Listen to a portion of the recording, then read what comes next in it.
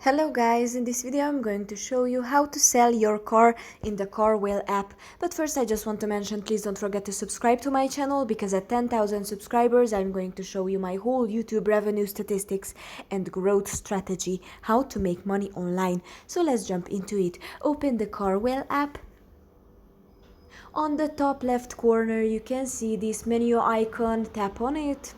If you scroll down to used cars, you can see here sell a car. You can tap on it. And you have to select your city where you are selling it, and to select your PIN code, tap on next. You have to select the manufacturing year, the month, tap on next.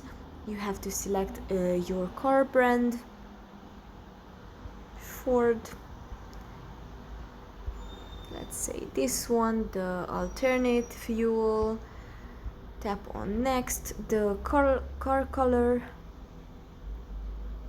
let's say diamond white, a number of owners, let's say that you are the second owner, the kilometers driven, let's say 50,000. Tap on next, and here is the recommended price. You can see the depends on what condition is your car, and let's say that it's close to a good condition, so insert the